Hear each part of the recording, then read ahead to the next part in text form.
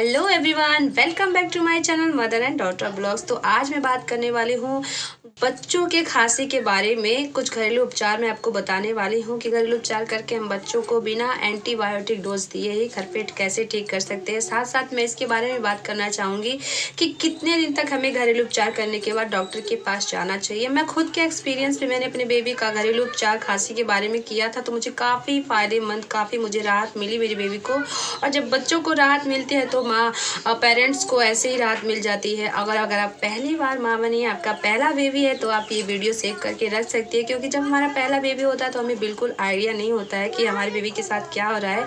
हमें एक दूसरे से मदद लेनी पड़ती है। ये वीडियो बहुत काम आने वाली है आपके। चलिए वीडियो को आगे बढ़ाते हैं, बट वीडियो को आगे बढ़ाने से पहले मेरी एक छोटी सी रिक्वेस्ट है कि अगर आप नए हैं तो प्लीज़ हमारे चैनल को सब्सक्राइब कर लीजिए। खांसी का इलाज बताने से पहले घरेलू में आपको बताना चाहूँगी कि खांसी होती कैसे है, इसके बारे में थोड़ा सा बात करते हैं। खांसी वायरस की वजह से होती है, बच्चों में सबको पता है। बट खांसी जैसे बाहर हवा में फ्लू फैला हुआ है, उसकी वजह से भी हमारे बच्चों को खांसी हो जाती है।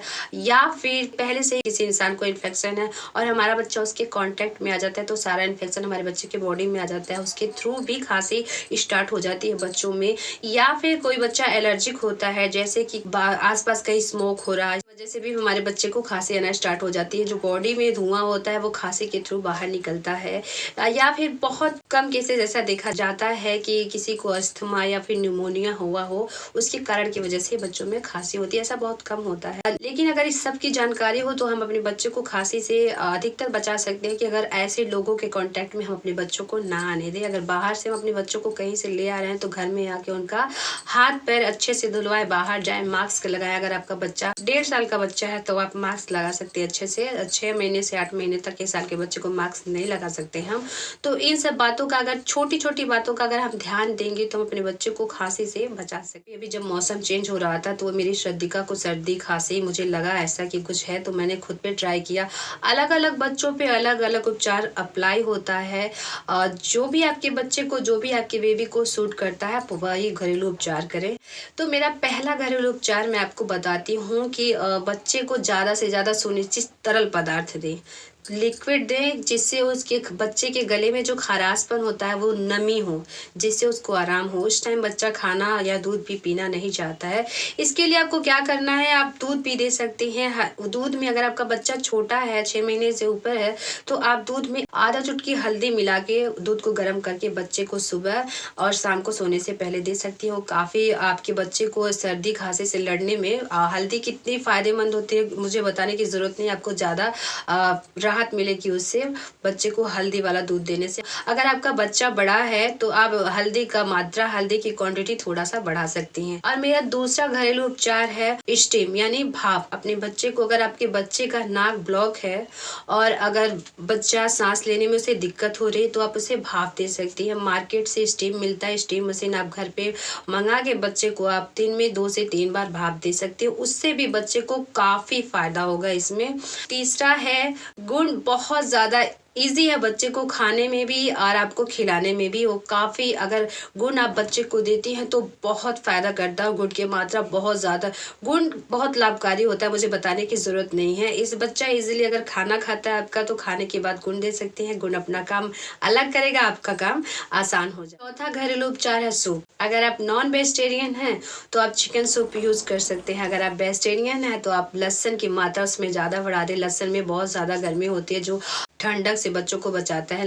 लहसुन बहुत गुणकारी होता है, तो इसे आप इस्तेमाल कर सकती हैं बच्चे की खांसी में। और मेरा 5वां नुस्खा है, घरेलू उपचार है, जो मैं खुद करती हूँ अपने श्रद्धिका पे।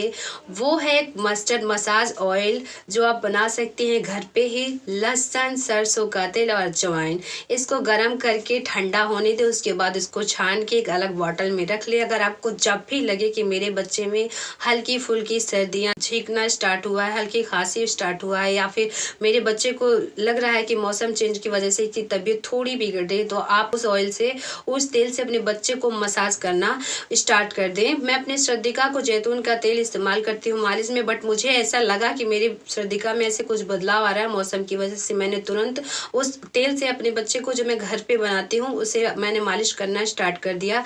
ये काफ़ी फायदेमंद है, ये बहुत पुराना नुस्खा है दादी नानी का, आप भी ट्राई कर सकती है इजिली। आई होप सबको पता होगा। होगा इसके बारे में। अगर आपको नहीं पता है तो ये तेल आप बना के रख सकते हैं। इन सारे घरेलू नुस्खों को अगर आप आजमाते हैं, अगर आपको लगता है कि हमारे बेटे में या हमारी बेटी में या मेरी बच्ची में या फिर बड़े को भी घरेलू सिर्फ जो मैंने बताया आप वो भी दे सकते हैं। जो कुछ भी लगे आपको कि हल्का सा मूवमेंट बदला, मौसम बदला, आपके बच्चे में ये हरकत हो रही है, छींक आ रही है और खांसी आ रही है हल्की फुल्की, नाक लग रहा है आपको बंद हो रहा है, तो आप ये सब नुस्खा घरेलू उपचार करके अपने बच्चे को बाहर के ये मेडिसिन से बचा सकती हैं। अगर इन सब घरेलू उपचार से 7 दिन के अंदर नहीं फ़ायदा होता है तो आप प्लीज़ डॉक्टर के पास जाइए। अगर आपके बच्चे को खांसी के साथ साथ बुखार है या सांस लेने में भी तकलीफ है तो भी आप डॉक्टर का सलाह लें। और मैं लास्ट में आपसे एक बात और शेयर करना चाहूँगी कि जब छोटे बच्चे होते हैं यानी 6 महीने से लेके 1 साल के अंदर तक अगर उन्हें खांसी है या नाक बंद है, उन्हें सांस लेने में दिक्कत हो रही है, तो आप उनके रात में सोते समय आप उनके सर को एक ऊंचे स्थान पे रखिए। जैसे कोई छोटा तकिया लगा दीजिए। अगर बच्चा छोटा है तो उसे सरसों वाला तकिया लगा दे। अगर बच्चा थोड़ा सा बड़ा है तो उसे नॉर्मली कोई रुई का तकिया उसके सर को थोड़ा ऊपर रखे। सर को ऊपर रखने से पता है आपको क्या फ़ायदा होता है। अगर आपका बच्चा छोटा, आपका पहला बच्चा है तो आपको बिल्कुल नहीं पता होगा इसके बारे में, इसलिए आप ध्यान से मेरी वीडियो को देखिए। बच्चा जब छोटा होता है तो हमें बिल्कुल पता नहीं होता कि हमें क्या करना चाहिए। बच्चे को अगर हम पूरा बराबर अगर उसको लिटा देते हैं तो क्या होता है, सांस लेने में तकलीफ होती है। जो कफ होता है, हम दूध पिलाते, दूध पिलाने की वजह से कफ यहीं पे सीने पे आके अटक जाता है। अगर आप बच्चे का सर थोड़ा सा ऊपर रखती हैं तो बच्चे को सोने में काफ़ी आराम मिलेगा।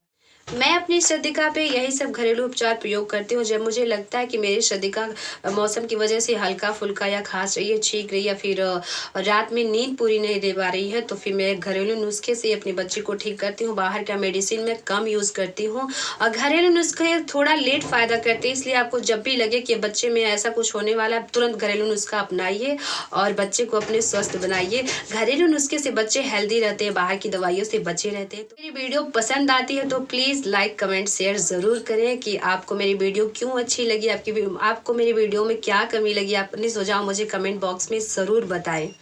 Thank you so much.